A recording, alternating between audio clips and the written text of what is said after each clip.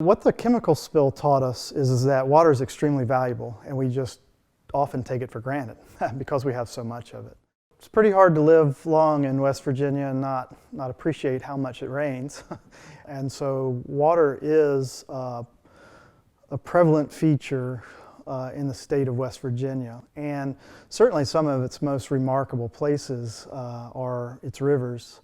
The countryside is so beautiful here, and the folks at the university here approached me about teaching and sort of helping to direct an sensor journalism class. I've been doing some sensor journalism projects in the past, and they thought that would be fun. And you know, when we were thinking about what kind of sensor journalism to do, water was definitely it. I mean, I think that the history of what happened, right, and 2 years ago, it was definitely top of mind when we chose to look at water and not soil or air or other things. But what we saw from that chemical spill is that when we don't have water, it creates a serious situation, and not one that's just, environmentalists care about it. Everybody cares about it. Citizens care about it. Businesses care about it. It's wildly important to us.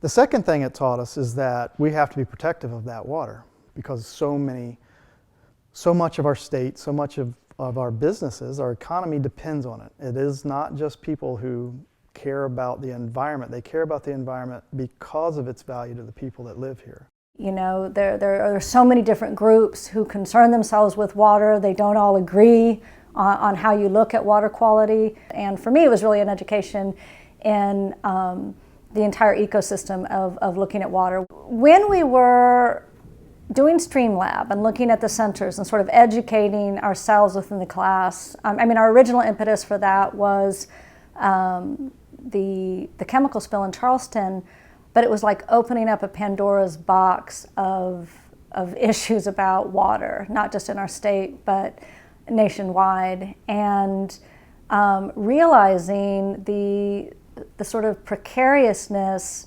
of water quality and the security of water quality. You know, if you go out west, they have droughts on a regular enough basis that they understand the value of their water, and we see it when we realize it when it's gone. The EPA and local governments can't monitor every stretch of every body of water the whole time, right?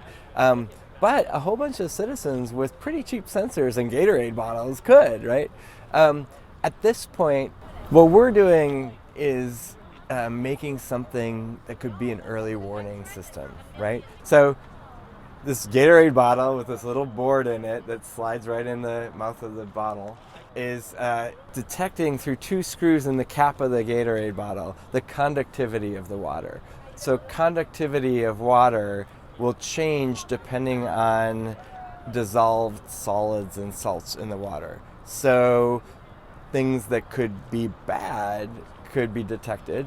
I think one of the most empowering aspects of sensors is that it gives individuals who have not had power in a situation power to look at and investigate their community themselves. Because if you look at the power of what citizen journalism did to really give voice to groups that had not been able to speak for themselves. They had to rely on sort of official voices or mediated voices and brands and companies, you know, where it gives rise to things like Arab Spring or Black Lives Matter. You know, that's the power of technology and citizen journalism. I think we're going to see the same power of that technology in citizen science and with sensor journalism, because it puts tools and technology in the hands of folks in a really empowering way.